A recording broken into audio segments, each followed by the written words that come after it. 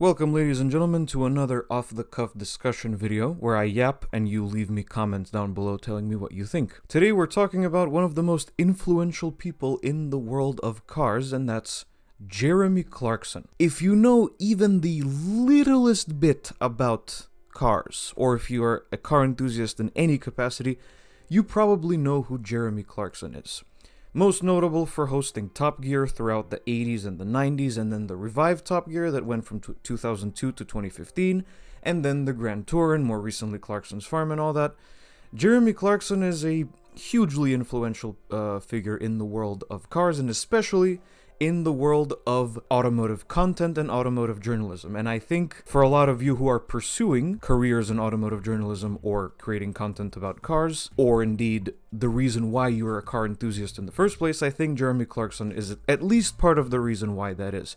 It certainly is for me. Jeremy Clarkson is one of the main reasons why I started pursuing a career in automotive content and journalism, and I didn't really realize that until very recently. Now, obviously I had other influences as well, but I grew up watching Top Gear and the Grand Tour like a lot of you, and I know who Jeremy Clarkson is, and I cannot deny the influence that he has had on the world of car enthusiasts. But I've noticed something rather interesting recently, and that's that people are seemingly upset that modern car journalists are not like Jeremy Clarkson. Because this is the deal. As I'm sure a lot of you know, Jeremy Clarkson is kind of known for not holding back on what he has to say. He has never been one to sugarcoat and not criticize a car, and he's always been somebody to say it like it is, even if that's incredibly harsh and sometimes, if you ask me, completely unwarranted. Because yes, as great and as funny as Jeremy Clarkson is, and as influential as he is, and he absolutely is, growing up I've started to realize that there are some things that he does that I don't personally stand for. The harshness and the some of the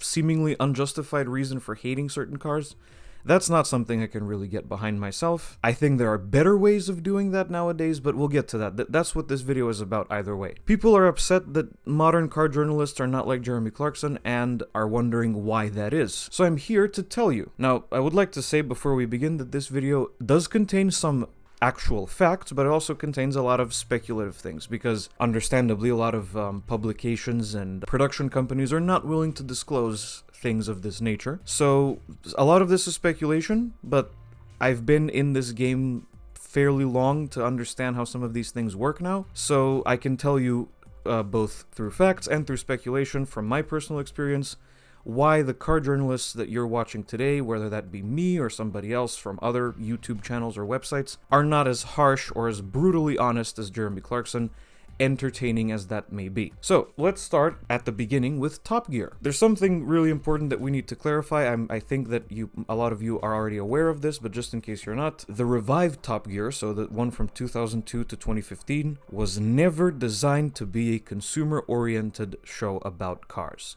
That was true of the old Top Gear that Jeremy Clarkson hosted from, I think, about 1987-ish to like the late 90s, early 2000s, whatever. That was a consumer-focused automotive publication. Admittedly, Jeremy Clarkson was harsh in that as well. You can watch a whole bunch of old of his reviews on YouTube. They're all, not all of them, but a lot of them are available, and they are also hilarious, if I say so myself. But the revived Top Gear, even if it did start out as a consumer-focused automotive show, eventually they realized that the potential and the unharnessed lucrativity, if that's even a word, it is now, okay, of an entertainment show that happens to include cars.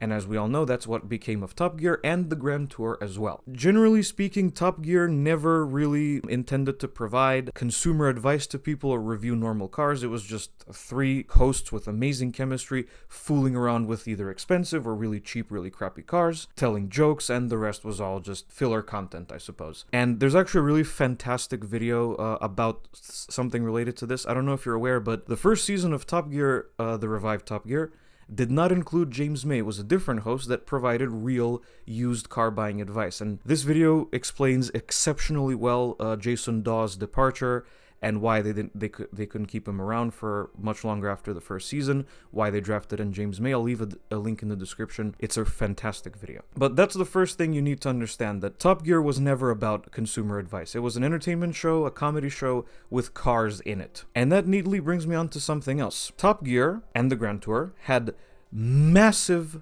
insane budgets, the likes of which people like me do not have. And generally speaking, a bigger budget, as well as, better production and better cinematography, which we already know is amazing on both Top Gear and the Grand Tour, it means that you don't necessarily have to rely on dealerships, or in the UK that would be press offices, to get access to cars.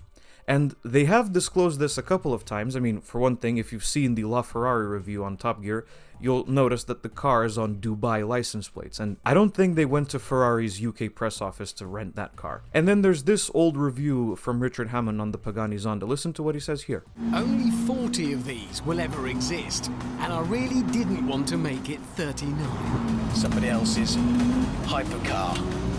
No pressure. So generally speaking, the point here is that Top Gear did not have to rely on dealerships or press offices to get access to cars. They did occasionally, of course, but they didn't have to. And, if you say harsh things about a car and you're working with a dealership or a press office, chances are you're going to stop working with them.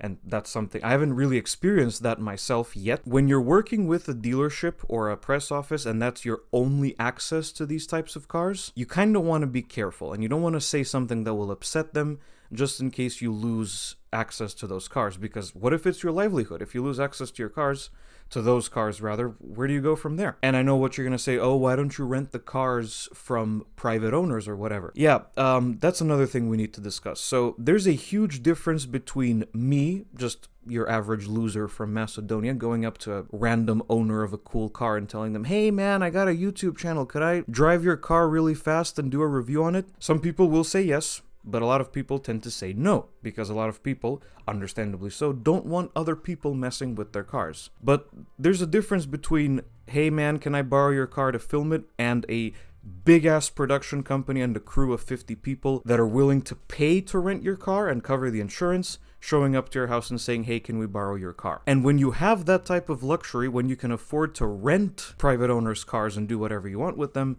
you can afford to say bad stuff. Even if the private owner that I'm borrowing the car from allows me to talk shit about it, I only really feel comfortable talking shit about my own cars. And there's a lot of shit to talk about them, as you already know. But there's a huge difference between such a massive production company, the BBC, showing up and saying, hey, we're doing this TV show, We'll pay to rent the car, we'll cover the insurance in case something happens to it, can we borrow it for this? Obviously you're going to say, yeah, sure, no problem. But just me, who has no money to cover insurance in case something goes wrong, just telling somebody, hey, can I film your car for my YouTube channel? Unless they're a friend or a family member, then it's no problem. There's also the fact that, by the way, a lot of this was speculation. I'm assuming that that's how it went. But also, it could be that a lot of the manufacturers didn't really care about the negative criticism because of the enormous viewer base that both Top Gear and the Grand Tour had. Both of them had viewer bases in the millions, and, a lot of people say there's no such thing as bad publicity and all that. So I personally think that a lot of the automakers didn't mind getting their cars roasted by Jeremy Clarkson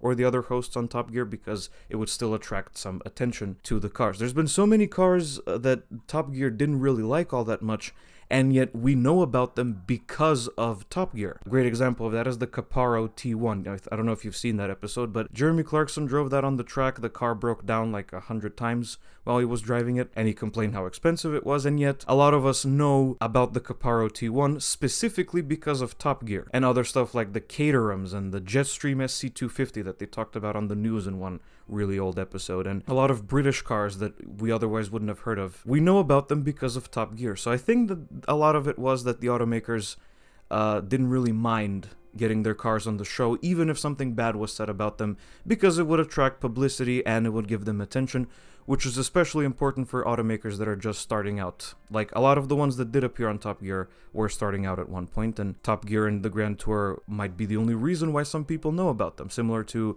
how a lot of people know about JDM cars and other Japanese cars because of Gran Turismo. And finally, this is just my personal opinion, but as funny and as well conducted as Jeremy Clarkson is a lot of the time, I think there's a better way to criticize cars. And that's something that I'm realizing now, having reviewed cars for the better part of 4 years. There's a better way of doing it. You don't necessarily have to be an asshole about it. Being an asshole about it is really funny, but you don't have to do that. You can provide constructive criticism and conduct yourself in a more normal manner, and if you really wanted to have humor and be funny, you can achieve that through other means, not just being a dick towards the car or the manufacturer. And because I rely on dealerships myself for all these press cars that you're seeing on the channel, even though a lot of them don't really watch these videos, they read the website, which is in the native language, I still can't really bring myself to be a dick about these cars. One, because they're really not bad, and secondly, because, you know, there's a better way of going about that. There's a better way of providing constructive criticism, and instead of saying, this is shit, you can say, oh, they could have done this in this way because that would have been better. And there's nothing wrong with that. People are making fun of that one female car journalist that said, first of all, she had to clarify like 10 times that that was her opinion. She preferred the look of the Hyundai Tucson to the Kia Sportage. And then there's a cutaway to Jeremy Clarkson and the whole drug dealer joke with the Range Rover Sport, if you remember that. And people in the comment section were going off on her like, oh, why can't she be like Jeremy Clarkson? This is why. When you rely on dealerships and stuff like that, you gotta be careful. And, you know, there's a better way to conduct yourself in front of the camera, to provide constructive criticism, and add the humor in a different place to still make it funny. And yeah, that's about it. That's why I think that current car journalists are not like Jeremy Clarkson. And I know you're probably wondering, what about Matt Watson? Well, I think that a lot of the stuff that I said about Top Gear and the Grand Tour about the funding and being able to rent cars from private owners, and anyway, CarWow does mostly drag races now, as we know. I think that a lot of that applies to CarWow, although I did hear something that Mazda stopped working with CarWow because Matt Watson compared the Mazda 3 hatchback to a dog taking a dump. So make of that what you will. And that's going to be about it for this video, everybody. Thank you so much for watching. If you liked it, be sure to hit like and subscribe to the channel. Also, check out the community tab for upcoming videos, and I will see you guys in the next video. Goodbye.